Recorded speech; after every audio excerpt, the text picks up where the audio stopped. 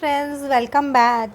Hope सभी जन ठीक होंगे और जो लोग नए हैं चैनल पे प्लीज़ वार्म वेलकम आप सबका। और फ्रेंड्स, अगर आप लोगों ने सब्सक्राइब नहीं किया है चैनल को तो प्लीज़ सब्सक्राइब कर लीजिए।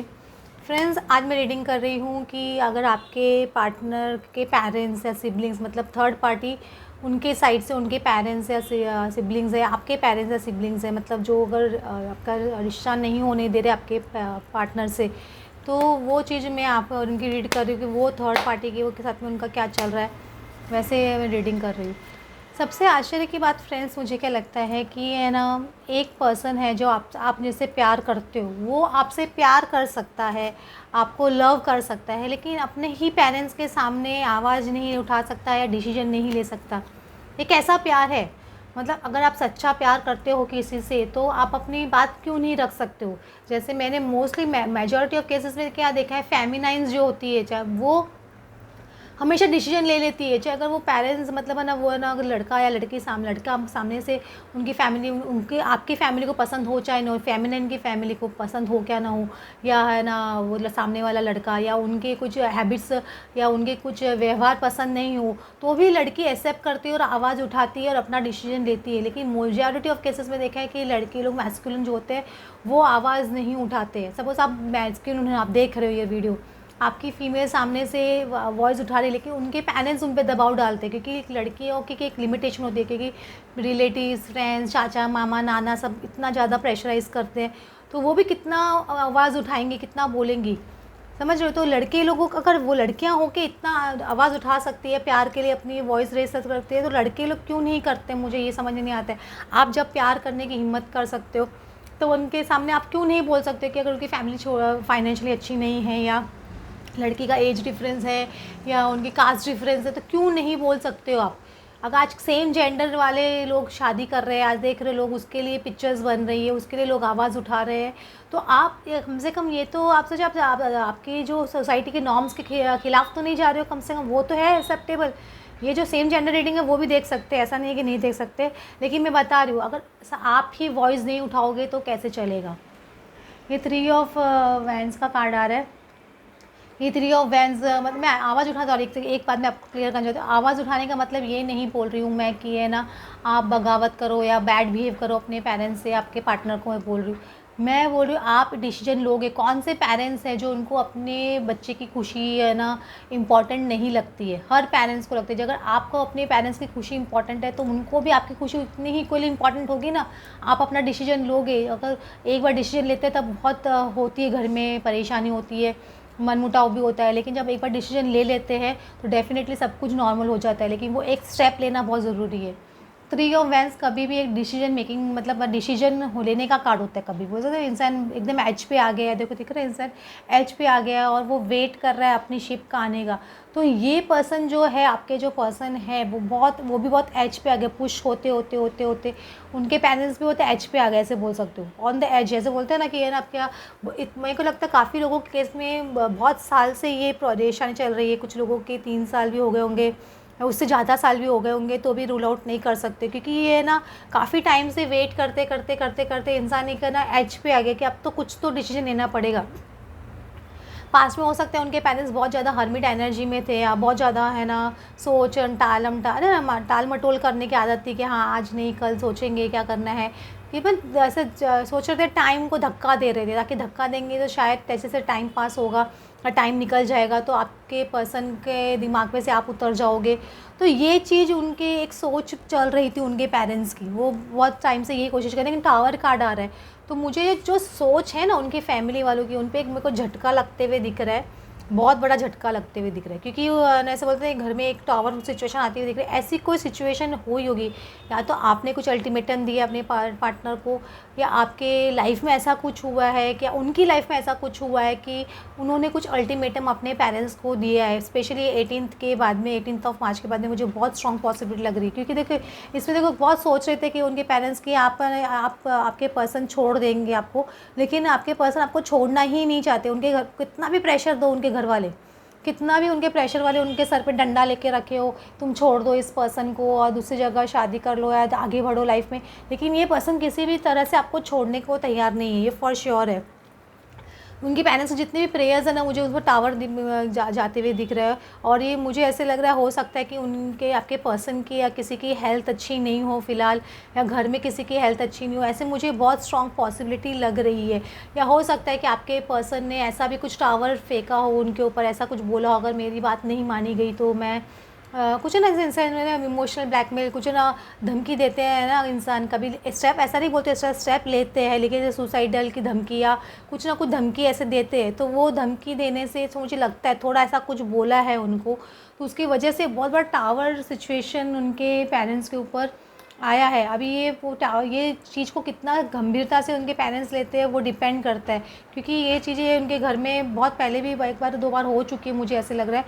तो ये सिचुएशन उनके लिए टावर डेफिनेटली आते हुए दिख रहा है मुझे इस तरह का, या उनके पेरेंट्स को वो धमकाते हुए दिखते हैं या कुछ इमोशनल ब्लैकमेल करते हुए दिख रहे हैं। वो हो सकता है उनके घर में कोई लेडी है जो उनको बहुत मनाने, उनकी मम्मी है या उनकी सिस्टर है या कोई ऐसा भाभी है, कोई इनको मनाने की बहुत कोशिश कर रही है, मतलब समझ रहे हो मोस्टली लेडीज़ दिख रही है मुझको, वो उनको मनाने की बहुत ज़्यादा कोशिश कर रहे हैं। फैमिली की आपके उनकी फैमिली की विश फुलफिलमेंट डेफिनेटली है ना, आप नहीं हो ऐसे बोल सकते हो, लेकिन आपके पर्सन की फैमिली की, आपके पर्सन की विश फुलफिलमेंट बेसिकली आप हो, समझ रहे हो। वो उनको पता है कि ये जो सारी फैमिली है उनकी, ये जो पेंटिकल्स है उनकी, वो सब चॉइसेस है, उनकी चॉइस कुछ और है, उनकी चॉइस कुछ और है, उनकी विश फुलफिलमेंट कुछ और है। तो वो उनको बताना चाहते हैं कि मैं आप लोगों के पैटर्न में फ़िट नहीं हो सकता या हो सकती हूँ, जो आप लोग मुझसे चाहते हो मैं वो नहीं कर सकता हूँ या कर सकती हूँ, मुझे ऐसे लग रहा है। हो सकता है कि है ना, ये मैटर काफ़ी टाइम से फाइनेंशियल मैटर की वजह से भी अटका हुआ होगा, या आपके पर्सन को भी बोला जा रहा होगा कि अगर आप शादी करते हो तो आपको फैमिली में से जो सपोज़ अगर मेल है या फीमेल जो भी हो, उनको फैमिली में से जो फाइनेंशियल हिस्सा मिलना चाहिए वो नहीं दिया जाएगा, ऐसा कुछ बोला जा रहा हो सकता है कि बहुत पॉसिबिलिटी हो सकती है फाइनेंशियल स्टेटस को लेके भी, आपके फाइनेंशियल स्टेटस की वजह से भी, कि उनको जो एक्सपेक्टेशन है कि वो चाहते हैं कि उनको 10 पेंटिकल्स मिले, उनको खाली आपसे एक ही पेंटिकल्स मिलने की एक्सपेक्टेशन है, तो वो चीज़ भी हो सकती है। तो ये एक चीज़ है जो आपके पर्सन कम्प्लीटली निगलेक्ट कर रहे हैं।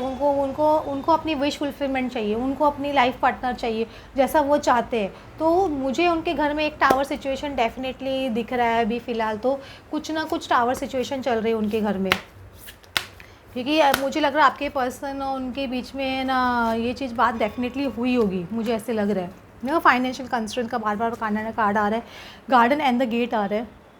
वो ना बहुत एज पे है दोनों जन, आपके पर्सन और आप दोनों बहुत एज पे आ चुके हो, सिचुएशन बहुत ज़्यादा घसीटी गई हुई बेसिकली। देखो मैं बार बार बोल रही हूँ फाइनेंशियल कंस्ट्रेंट्स, ये आपके पर्सन फाइनेंशियल कंस्ट्रेंट, खाली फाइनेंशियल मैटर तो है ही, लेकिन आपके पर्सन को ये चीज़ भी समझने आ रहा है कि ये पर्सन मेरी लाइफ में नहीं है, तो मैं मतलब खाली महसूस करते हैं अपने आप को अंदर, मतलब अपने कि एक लगता है कि कुछ खालीपन हो गया मेरे अंदर वो चीज़, ऐसे आत्मा चली जाती है ना इंसान की, वैसे महसूस होता है ये पर्सन को। अगर आप दूर चले जाते हो या आपकी सुनते हैं कि आप कहीं और शादी करोगे, आप कहीं और उनकी लाइफ से हमेशा के लिए चले जाओगे या उनको कहीं और जाना पड़ेगा, तो ये चीज़ वो हॉस्टिलिटीज़ का कार्ड आ रहा है। तो ये पर्सन ये चीज़ से बहुत ज़्यादा टाइम से फाइट कर रहा था अपने आप से, आपको अवॉइड करके, आपको ब्लॉक करके, लेकिन अभी ये चीज़ उनको समझ नहीं आ रही कि ये मेरे दिल का ही मतलब हिस्सा है, अगर ये मेरी लाइफ से चली जाती है तो मैं बहुत खालीपन महसूस करता हूँ या करती हूँ।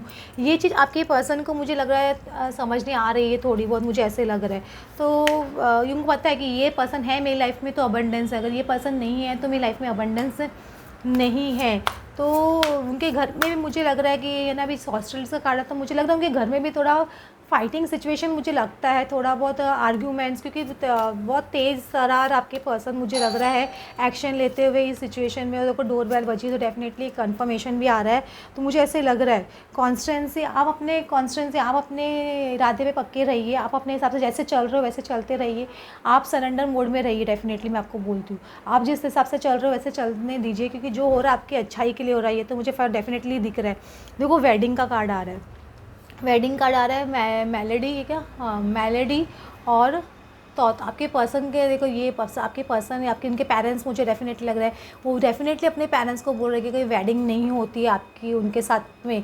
तो वो डेफ़िनेटली कुछ ना कुछ, या तो उनकी हेल्थ अच्छी नहीं है आपके पर्सन की, या वो बता रहे हैं कि वो, मैं बोल रही हूँ ना, जैसे कुछ टावर सिचुएशन, कुछ इमोशनल ब्लैकमेल किया जा रहा है। तो उनके पेरेंट्स बहुत परेशान दिख रहे हैं, बहुत ज़्यादा सोच रहे हैं कि क्या करें, अगर ये मतलब ये बच्चा तो मान ही नहीं रहा है, अगर इसकी हेल्थ ख़राब हो गई या ऐसा कुछ गलत स्टेप ले लिया तो क्या करेंगे। तो ये वेडिंग के बारे में, आपसे वेडिंग के बारे में बहुत स्ट्रॉन्ग डिस्कशन चल रहा है, बहुत ही स्ट्रॉन्ग, मतलब बहुत स्ट्रॉन्ग पॉसिबिलिटी है कि उनके घर में ये सब चीज़ के बारे में लेके चल रहा है। या हो सकता है आपके पर्सन ने अपने आप को कहीं ब्लॉक कर लिया है, उनसे बातचीत नहीं कर रहे। तो ये चीज़ आपके के पेरेंट्स लोगों को बहुत परेशान कर रही है, बहुत ज़्यादा परेशान कर रही है, क्योंकि ये वेडिंग का डिस्कशन डेफिनेटली बहुत स्ट्रॉन्ग चल रहा है उनके घर में। ये मैं आपको बोल देती हूँ, आपको ही लेके चल रहा है बेसिकली, क्योंकि अब क्या करना है क्या नहीं करना है। अभी आपके पर्सन का देखो राइप, ये फ्रूट राइप होने का टाइम आ रहा है आपका, जो बोलता है 9 नंबर, एक तो 9 नंबर एक क्लोजर का टाइम होता है। तो ये डेफिनेटली एक विश फुलफिलमेंट का कार्ड भी है। तो आपकी जो फ्रूट पकने का टाइम आ गया, ऐसे बोल सकते हो। लेकिन डेफिनेटली कंपैरिजन आप उनके घर में आपको लेके बहुत चल रहा है, अभी भी बहुत कंपैरिजन्स चल रहे हैं। तो ये आपका कंपैरिजन, आपको उससे बॉदर करने की ज़रूरत नहीं, वो उनका लुकआउट है। आपको नहीं सोचना है वो सामने वाला कैसे आएगा, क्या करेगा, क्या नहीं करेगा, क्योंकि सामने वाले में भी हिम्मत होनी चाहिए। जब आप एक हिम्मत कर सकते हो तो उसके अंदर भी एक हिम्मत और एक करेज आना ही चाहिए। उनके घर में बहुत पॉलिटिक्स है, ये फॉर श्योर है, लेकिन ये पॉलिटिक्स ज़्यादा दिन चलने वाली नहीं है, क्योंकि कितना भी नकाब पहन ले इंसान, एक ना एक दिन तो नकाब उतरता ही है।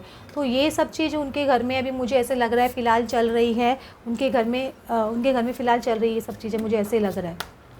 बहुत ज़्यादा पॉलिटिक्स है, आपके पर्सन या उनके घर वाले बहुत ज़्यादा परेशान। देखो बार बार थॉट्स का कार्ड आ रहा है, थॉट्स का, सॉरी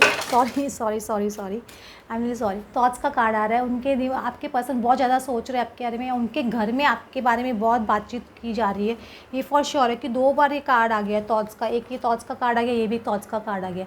तो दोनों कार्ड कन्फर्मेशन कर रहे हैं कि बहुत ज़्यादा आपके बारे में ना बातचीत हो रही है उनके घर में, क्योंकि बहुत ज़्यादा परेशान हो गए उनके पेरेंट्स एक्चुअली। वो आपके पर्सन भी बोल सकते हो लव रिलेशनशिप को लेके, क्योंकि आपको लेके, क्योंकि जो भी लव रिलेशनशिप है आपके बारे में, आप मेन पर्सन हो इसके अंदर। तो उनको समझ नहीं आ रहा है कि ये बहुत ज़्यादा उनके घर में, ऐसे बोलते हैं ना, दुखी माहौल चल रहा है, एक है ना इमोशनल माहौल चल रहा है, एक थोड़ा आर्ग्यूमेंटिव माहौल चल रहा है उनके घर में। तो वो भी, उनके पेरेंट्स भी ये कंडीशन में है और आपके पर्सन भी ये कंडीशन में, ये आपके लव रिलेशनशिप को लेके बेसिकली। तो ये चल रहा है अभी उनके घर में। लेकिन आपके घर में अभी आप कुछ भी इंटरफियरेंस मत कीजिए, जो हो रहा है होने दीजिए। आपके पर्सन को स्टेप लेना, आप कंप्लीटली इस गॉड पर सरेंडर कीजिए कि जो होगा अच्छे के लिए होगा। और आपके पर्सन को आज नहीं तो कल स्टेप लेना ही होगा, क्योंकि पेरेंट्स आज नहीं मानते तो क्या होगा, कल तो मान ही जाएंगे। अगर वो नहीं मानेंगे तो आपके पर्सन को स्टेप लेके आपसे शादी करनी ही होगी, क्योंकि अगर आप दोनों का रिश्ता ऊपर से बन के आया तो कोई भी तोड़ नहीं सकता है, कोई भी जन नहीं तोड़ सकता है। बोलते हैं जोड़ियाँ ऊपर से बन के आती है, और जब वो टाइम आ जाती है, और ना हमारे में बोलते हैं फेरे की घड़ी आ जाती है ना, फेरा लेने की, तो उस वक्त कोई भी नहीं रोक सकता है। कौन, चाहे सगे माँ बाप हो, चाहे सगा भाई भाई हो, चाहे लड़का लड़की खुद भी ना बोलते हो ना, तो भी शादी होती है उस वक्त। तो ये चीज़ होने वाली है। तो आपके, इसलिए आप पेशेंस रखिए, आपका पर्सन डेफिनेटली आपके पास आएंगे, उनको स्टेप लेना पड़ेगा। उनके पेरेंट्स नहीं माने तो आज नहीं तो कल मानना पड़ेगा। Thanks for watching.